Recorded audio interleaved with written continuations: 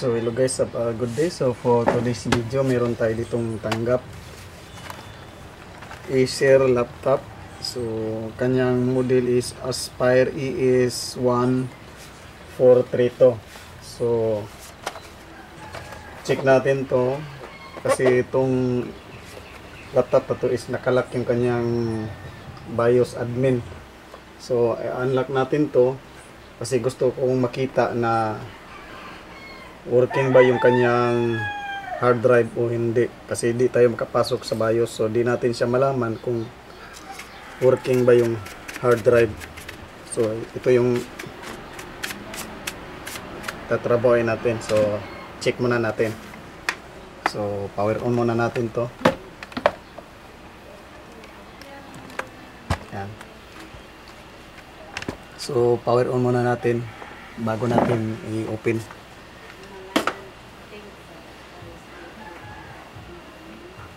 So check natin yung power supply natin. So dito muna tayo.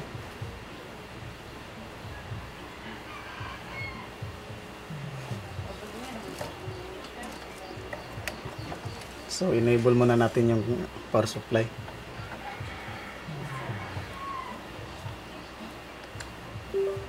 Yan. So labas natin dito yung power supply. Meron na ba?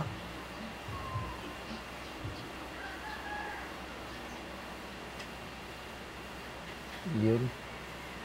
So 19 volts. So gamit tayo ng adapter.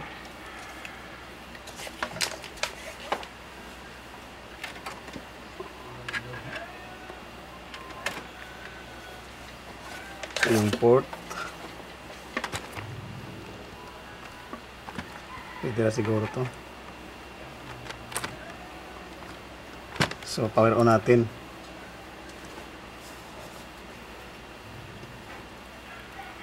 So ayan.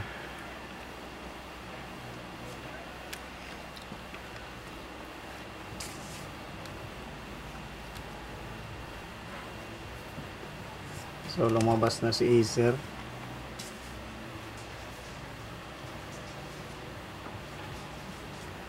Kaso may yan,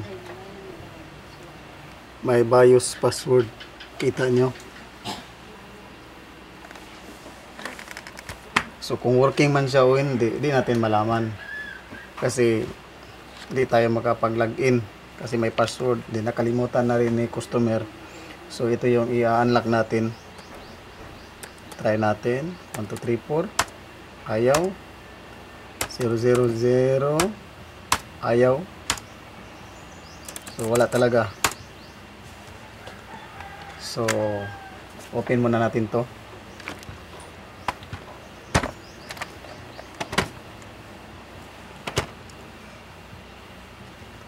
So mga 5 minutes balik tayo. So ayan, open na yung unit, then speaker, tanggalin natin. So check natin yung BIOS niya kung saan located. So check natin to kung ito ba yung BIOS. So dito tayo sa microscope. On lang natin yung microscope.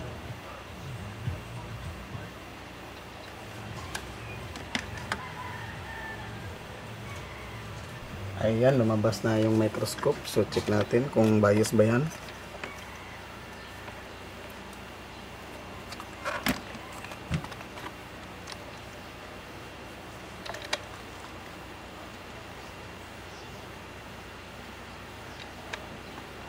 So BIOS nga siya. So tanggalin natin yan.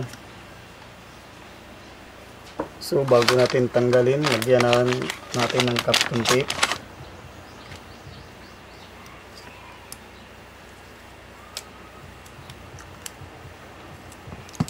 Maglagay tayo ng Kapton tape.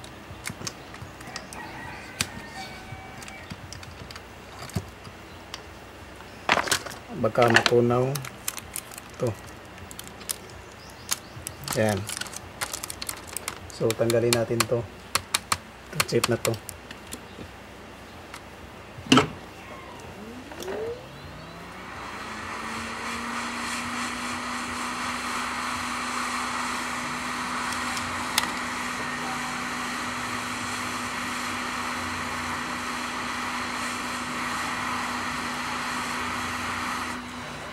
So tanggal na siya.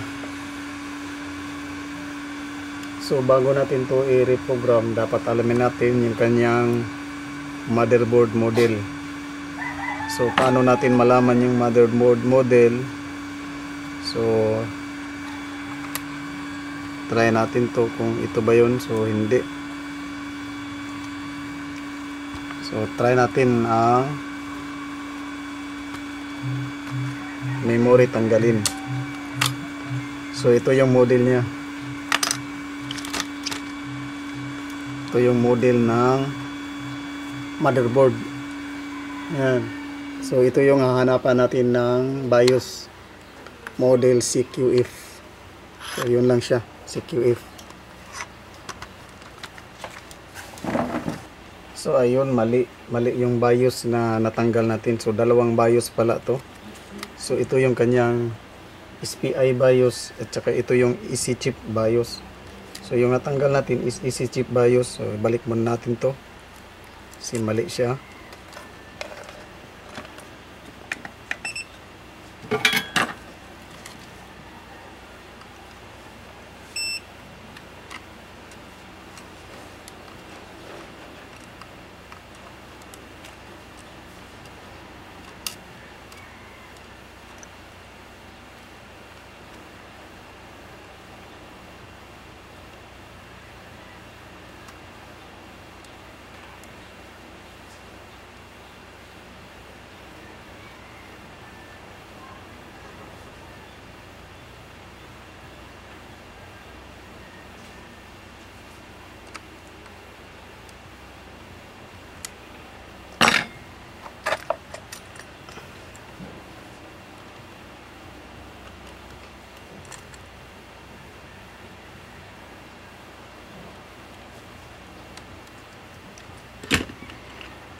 So balik na natin to, mali.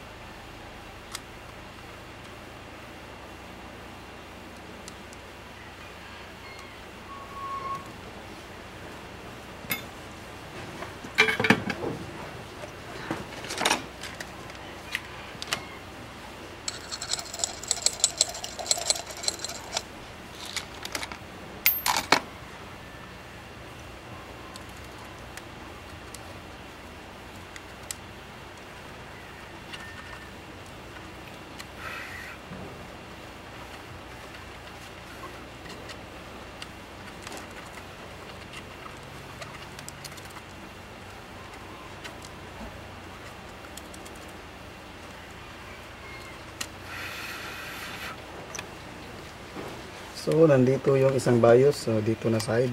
Yan ito. So tanggalin muna natin tong isa.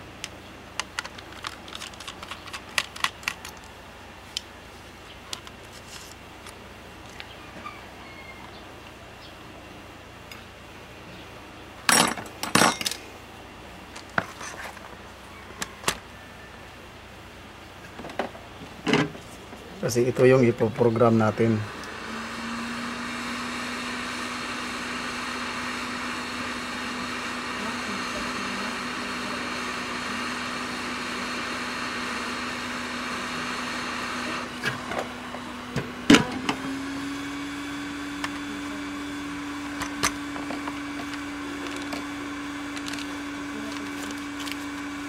So nakahanap na tayo ng BIOS, ipa-flash na lang natin.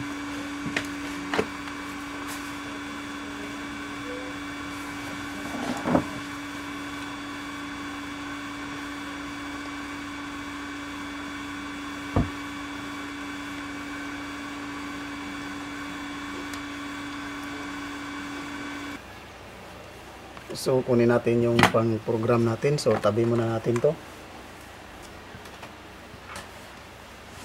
Oh, ito siya. So install muna natin yung chip.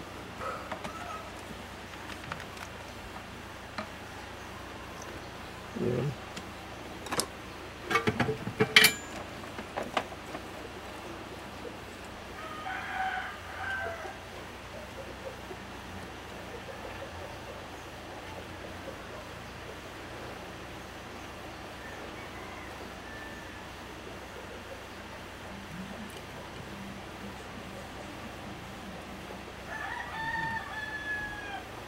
Yan. Okay na siguro yan. So, try natin siyang i-plug sa ating programmer. So, ito yung ating programmer. Yan, si H341A.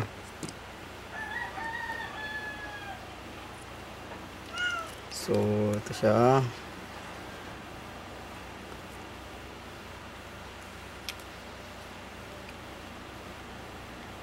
Yan. So, punta tayo dito sa laptop natin.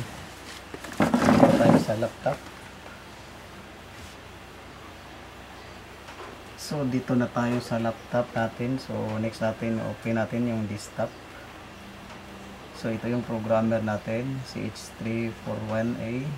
Yan. So, plug natin yung programmer. Ay, medyo mahirapan tayo. So, ulitin ko lang. So, ayan, na-plug ko na yung programmer natin. So, try natin. So, ito na siya. Open natin yung programmer. So, bago natin siya i-open, so, need siya ng adapter. So, ang gagawin natin ito,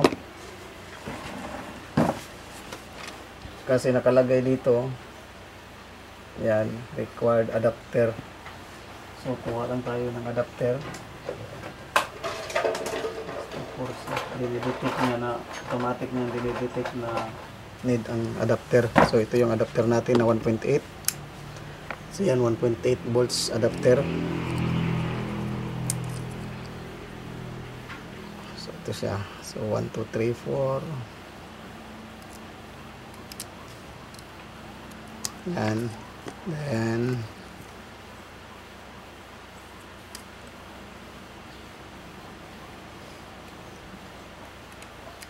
yan. So, balik tayo dito sa laptop natin.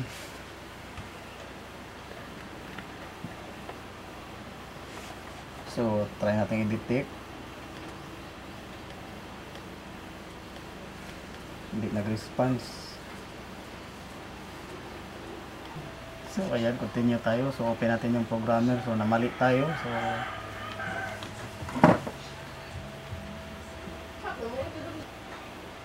So, continue tayo. So, namali tayo. Ayan. So, close muna natin to. So, baliktad yung chip.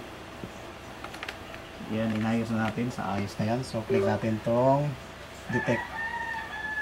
So, ito na siya. Na-detect na. Ayan, wala.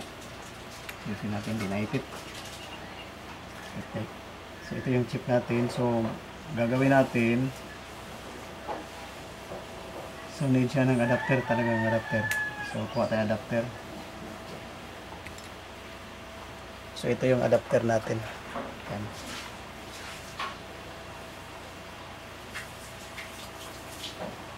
So, balik lang natin yung chip.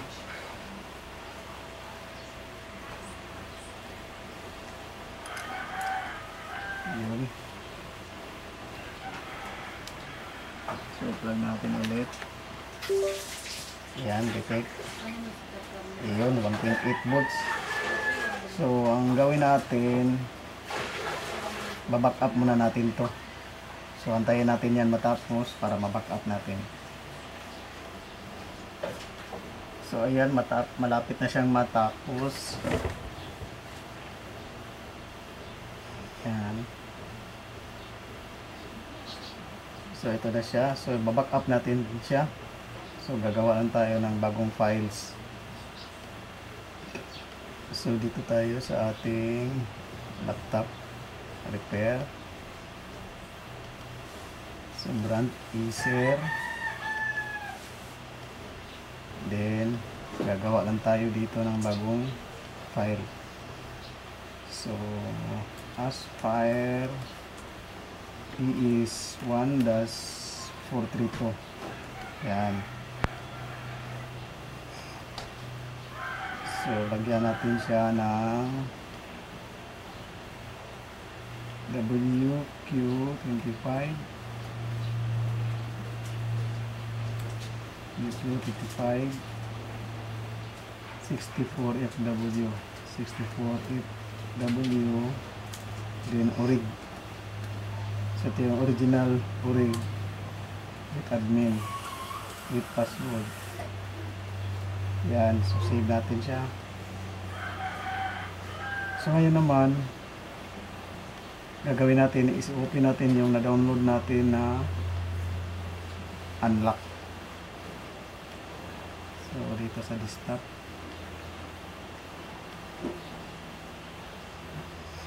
so ito siya. So naka-unlock yan, clean ME region. So open natin, then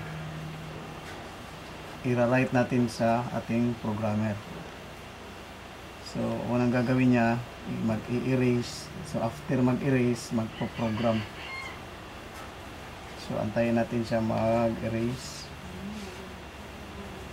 So ini-erase niya yung laman ng chip, ng BIOS chip. So after niya ma-erase, may lalabas dito na yan, erasing memory. So success erase, then magpa-flash na siya sa ating, or magra-write. Yan, nagra-write na siya.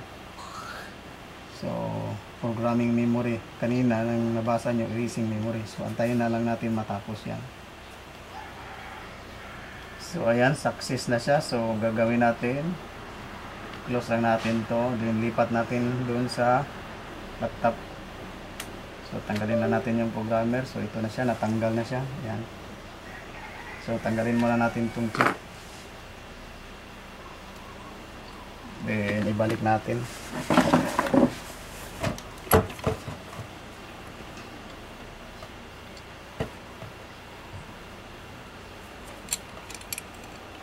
So tanggalin muna natin to.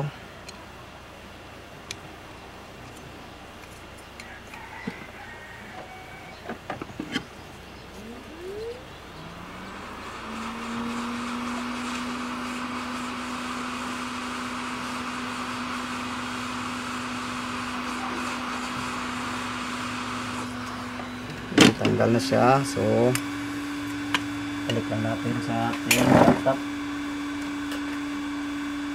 Ito na.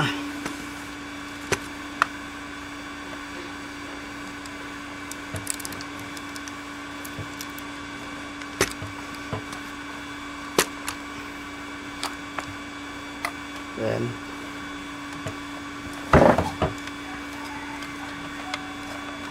so di maklaro sa ating microscope, nag-hang yung microscope natin.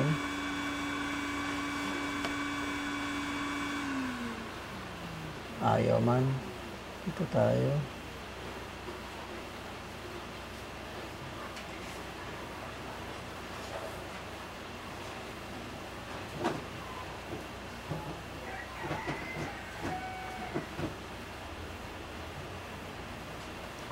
So wala man yung ano natin, microscope. Ayusin ko lang muna. So ayan, klarong-klaro na yung microscope natin. So install na lang natin tong chip. Ito yung one, yung guide.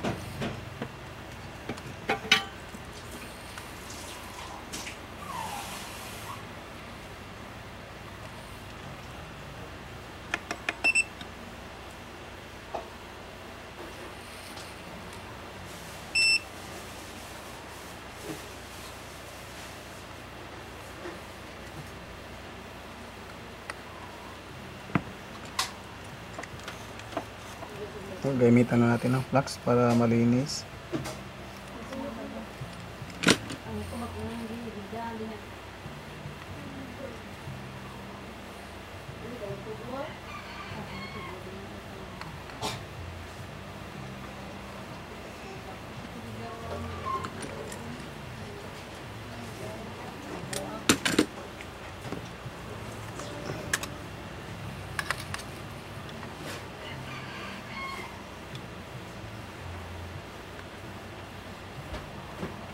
Yan, so konting linis lang. Alcohol.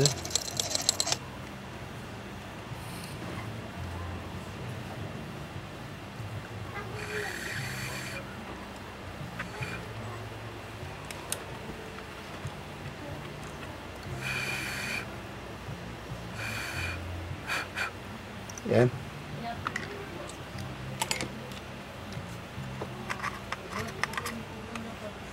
So insert lang natin yung memory. Then tanggal yung battery. Tapos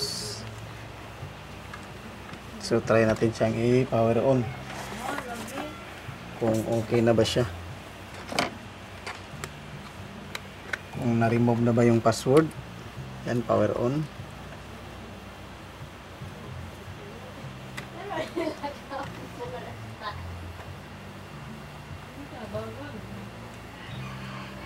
So sana yung ano panglinis natin na brush.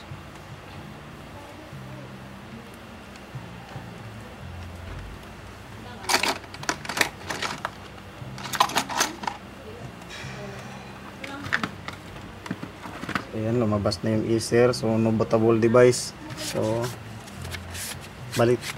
Yan.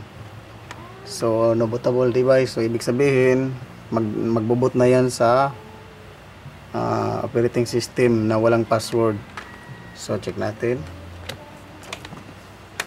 Balik natin yung hard drive. So balik lang muna natin to. So dito yan.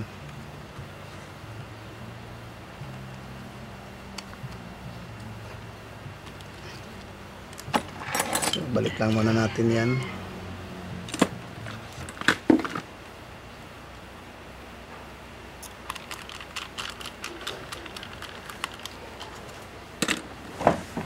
Kunin natin yung kanyang hard drive. So ito yung hard drive niya. Yan.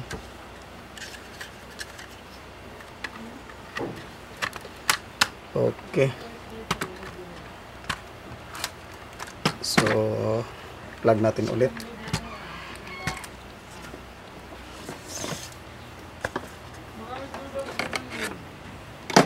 Okay.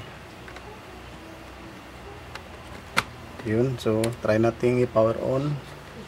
So antayin natin mag-boot up. So yan, nag-boot up na siya.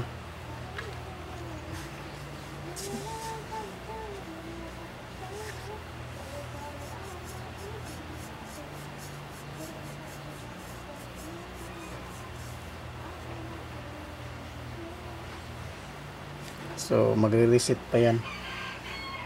Antayin lang natin mag-reset.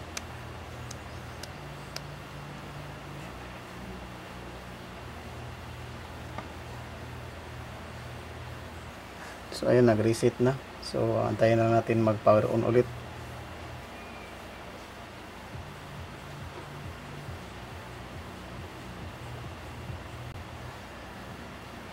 So try natin i-force shutdown. Ayun, nag-reset na. Ayan. So no need na.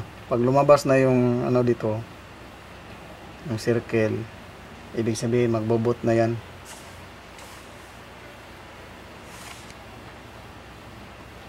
So may kung lalabas ba yung no bootable device. So ibig sabihin, ayan, check natin. Nadidetect ba yung hard drive o power off natin. Nadidetect ba yung hard drive? So dito tayo sa BIOS. So kung makapasok tayo kasi may password yun kanina. So dito natin makikita yung sabi ko nung kanina, nung una pa lang, na makikita natin na kung nadidetect ba yung hard drive o hindi, kung sira ba siya o hindi sa pamamagitan ng pag-boot ng BIOS.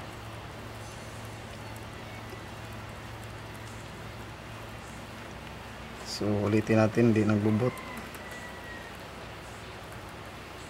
Baka sira yung keyboard. Yan. F2 natin.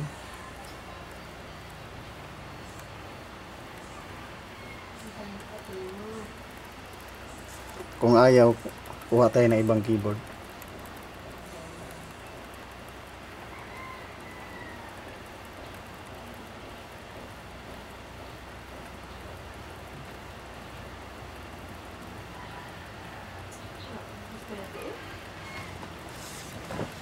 Kung ayaw, kuha tayo ibang keyboard. Hindi tayo makapasok sa BIOS.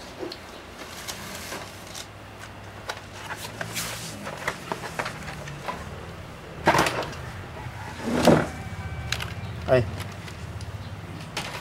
kapasok na pala. So dito natin makikita. So ayun, kita na nga natin na hindi natitik yung hard drive. So kung makikita yung model name, none siya, none. So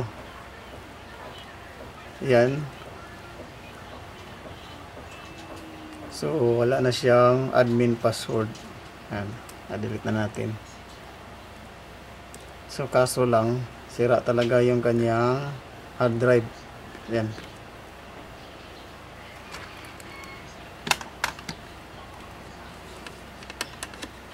So baka hindi lang naayos pagkasalpak. Ulitin natin. Then try natin restart.